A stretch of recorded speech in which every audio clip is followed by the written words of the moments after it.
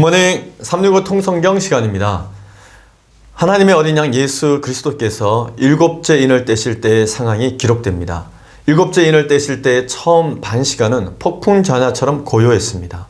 그리고 그 일곱째 인은 일곱 나팔로 이어지고 준비된 일곱 천사가 일곱 개 나팔을 부릅니다. 일곱 천사가 각각 나팔을 불 때마다 세상에는 재앙이 닥쳐옵니다. 요한계시록 10장은 마지막 일곱 번째 나팔이 울리기 직전에 있었던 일을 보여줍니다. 성도들이 가장 큰 박해를 받게 되는 그 순간 하나님께서 놀라운 역사를 성도들 앞에 펼쳐 보이라고 하는 약속을 해주십니다. 자, 그러면 오늘의 성경 요한계시록 8장부터 11장까지 읽겠습니다.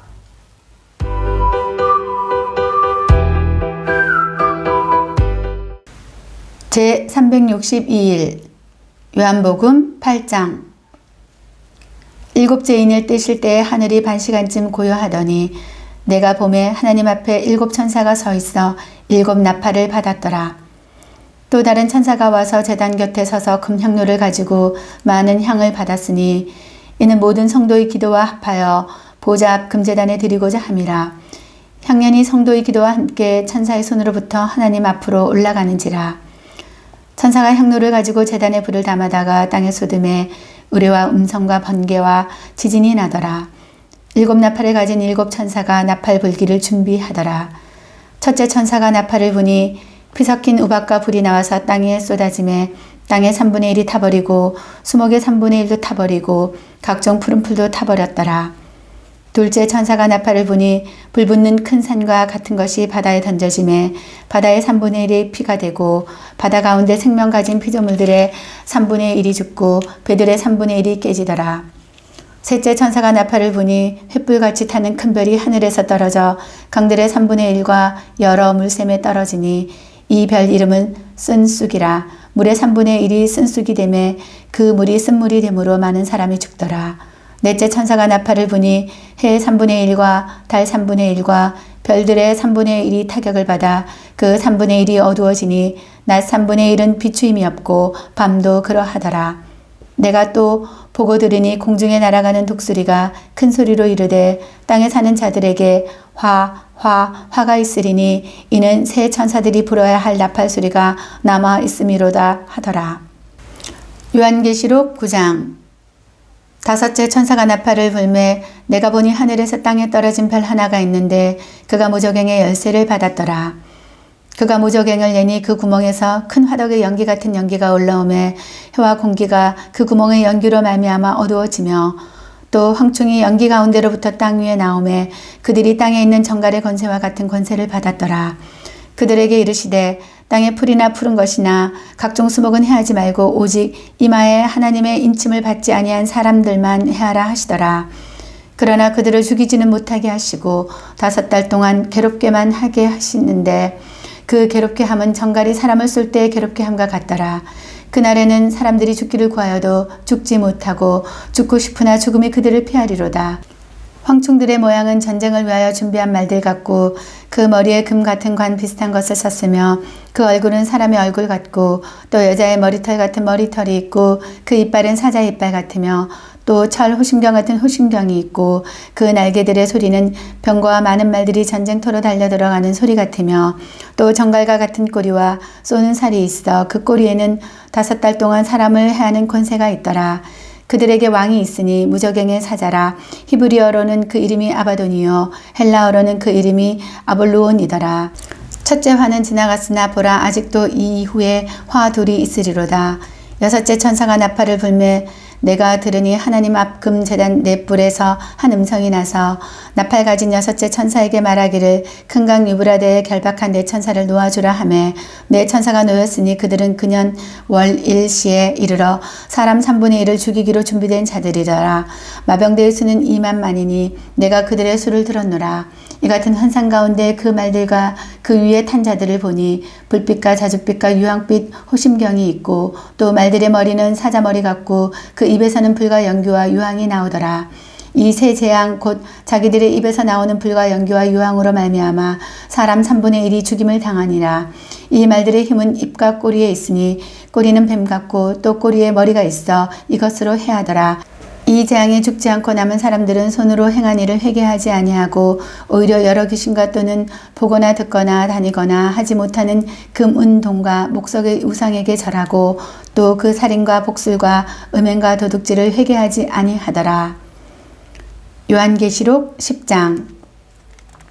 내가 또 보니 힘센 다른 천사가 구름을 입고 하늘에서 내려오는데 그 머리 위에 무지개가 있고 그 얼굴은 해 같고 그 발은 불기둥 같으며 그 손에는 펴놓은 작은 두루마리를 들고 그 오른발은 바다를 밟고 왼발은 땅을 밟고 사자가 부르짖는 것 같이 큰 소리로 외치니 그가 외칠 때 7 우레가 그 소리를 내어 말하더라. 7 우레가 말을 할 때 내가 기록하려고 하다가 곧 들으니 하늘에서 소리가 나서 말하기를 7 우레가 말한 것을 임봉하고 기록하지 말라 하더라. 내가 본 바 바다와 땅을 밟고 서 있는 천사가 하늘을 향하여 오른손을 들고 세세토록 살아계신 이 곧 하늘과 그 가운데 있는 물건이며 땅과 그 가운데 있는 물건이며 바다와 그 가운데 있는 물건을 창조하신 이를 가리켜 맹세하여 이르되 지체하지 아니하리니 7째 천사가 소리내는 날 그의 나팔을 불려고 할 때 하나님이 그의 종 선지자들에게 전하신 복음과 같이 하나님의 그 비밀이 이루어지리라 하더라. 하늘에서 나서 내게 들리던 음성이 또 내게 말하여 이르되 내가 가서 바다와 땅을 밟고 서 있는 천사의 손에 펴놓인 두루마리를 가지라 하기로 내가 천사에게 나아가 작은 두루마리를 달라 한즉 천사가 이르되 갖다 먹어버리라. 내 배에는 쓰나 내 입에는 꿀같이 달리라 하거늘 내가 천사의 손에서 작은 두루마리를 갖다 먹어버리니 내 입에는 꿀같이 다나 먹은 후에 내 배에서는 쓰게 되더라. 그가 내게 말하기를 내가 많은 백성과 나라와 방언과 임금에게 다시 예언하여야 하리라 하더라. 요한계시록 11장. 또 내게 지팡이 같은 갈대를 주며 말하기를 일어나서 하나님의 성전과 제단과 그 안에서 경배하는 자들을 측량하되 성전 바깥마당은 측량하지 말고 그냥 두라. 이것은 이방인에게 주었은즉 그들이 거룩한 성을 42달 동안 짓밟으리라. 내가 나의 두 증인에게 권세를 주리니 그들이 굵은 베옷을 입고 1260일을 예언하리라. 그들은 이 땅의 주 앞에 서 있는 두 감람나무와 두 촛대니 만일 누구든지 그들을 해하고자 하면 그들의 입에서 불이 나와서 그들의 원수를 삼켜버릴 것이요 누구든지 그들을 해하고자 하면 반드시 그와 같이 죽임을 당하리라. 그들이 권능을 가지고 하늘을 닫아 그 예언을 하는 날 동안 비가 오지 못하게 하고 또 권능을 가지고 물을 피로 변하게 하고 아무 때든지 원하는 대로 여러 가지 재앙으로 땅을 치리로다. 그들이 그 증언을 마칠 때 무정행으로부터 올라오는 짐승이 그들과 더불어 전쟁을 일으켜 그들을 이기고 그들을 죽일 터인즉 그들의 시체가 큰 성 길 옆에 있으리니 그 성은 영적으로 하면 소돔이라고도 하고 애굽이라고도 하니 곧 그들의 주께서 십자가에 못 박히신 곳이니라. 백성들과 족속과 방언과 나라 중에서 사람들이 그 시체를 사흘 반 동안을 보며 무덤에 장사하지 못하게 하리로다. 이 두 선지자가 땅에 사는 자들을 괴롭게 한 고로 땅에 사는 자들이 그들의 죽음을 즐거워하고 기뻐하여 서로 예물을 보내리라 하더라. 3일 반 후에 하나님께로부터 생기가 그들 속에 들어가매 그들이 발로 일어서니 구경하는 자들이 크게 두려워하더라. 하늘로부터 큰 음성이 있어 이리로 올라오라 함을 그들이 듣고 구름을 타고 하늘로 올라가니 그들의 원수들도 구경하더라. 그때 큰 지진이 나서 성 10분의 1이 무너지고 지진에 죽은 사람이 7천이라. 그 남은 자들이 두려워하여 영광을 하늘의 하나님께 돌리더라. 둘째 화는 지나갔으나 보라 셋째 화가 속히 이르는도다. 7째 천사가 나팔을 불매 하늘에 큰 음성들이 나서 이르되 세상 나라가 우리 주와 그의 그리스도의 나라가 되어 그가 세세토록 왕노를 하시리로다 하니 하나님 앞에서 자기 보좌에 앉아있던 24장로가 엎드려 얼굴을 땅에 대고 하나님께 경배하여 이르되 감사하옵나니 옛적에도 계셨고 지금도 계신 주 하나님 곧 전능하신 이여 친히 큰 권능을 잡으시고 왕노릇 하시도다. 이방들이 분노하며 주의 진노가 내려 죽은 자를 심판하시며 종 선지자들과 성도들과 또 작은 자든지 큰 자든지 주의 이름을 경외하는 자들에게 상 주시며 또 땅을 망하게 하는 자들을 멸망시키실 때로소이다 하더라. 이에 하늘에 있는 하나님의 성전이 열리니 성전 안에 있는 하나님의 언약궤가 보이며 또 번개와 음성들과 우레와 지진과 큰 우박이 있더라. 아멘.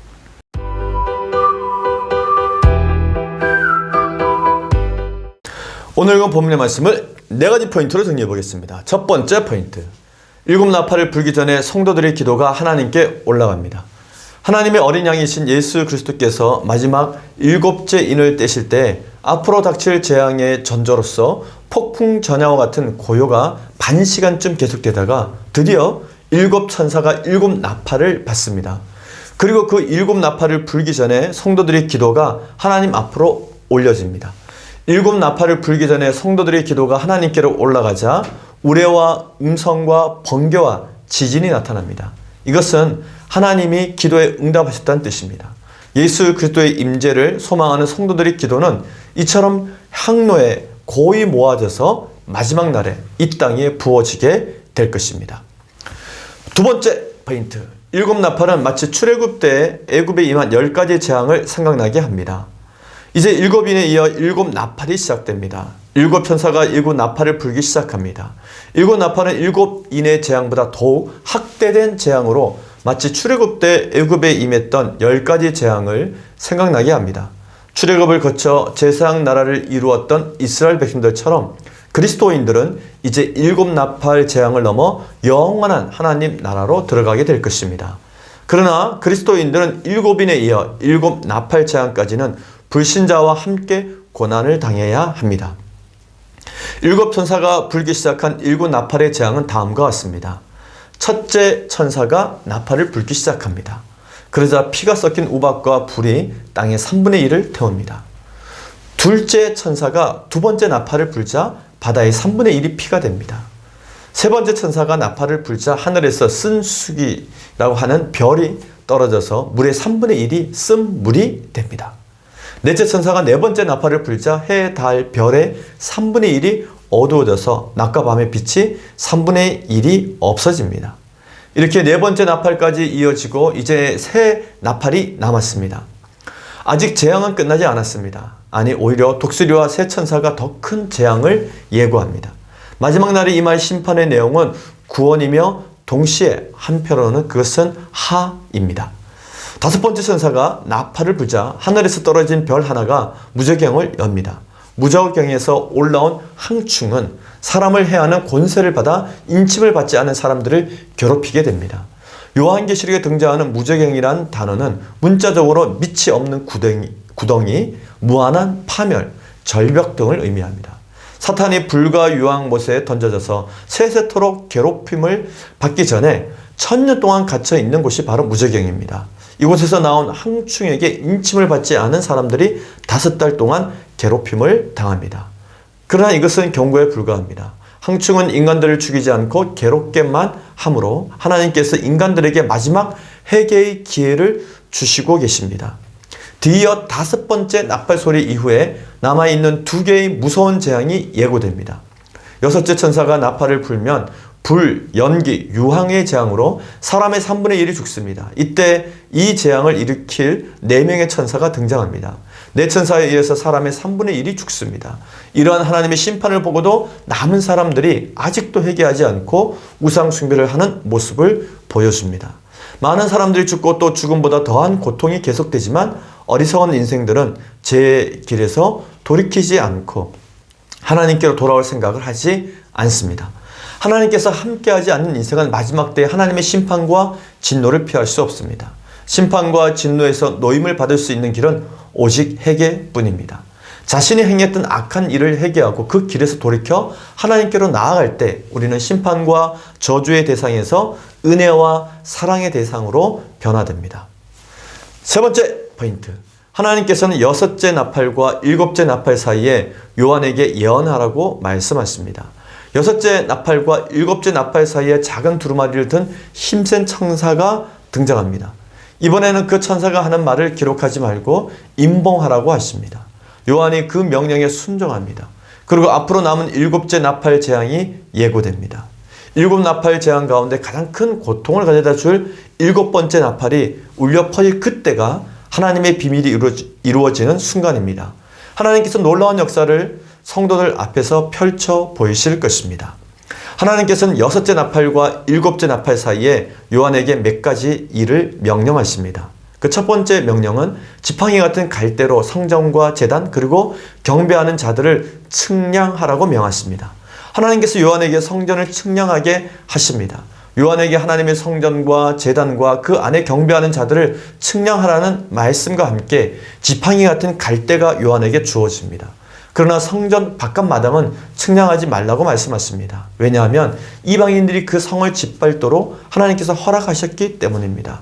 물론 공의의 하나님께서 이 세상의 마지막에 공평하게 그 모든 것을 심판하실 것입니다. 그러나 그것은 마지막 때의 일이요 그날이 오기 전에는 거룩한 땅이 더럽혀지는 수모를 겪게 될 것입니다.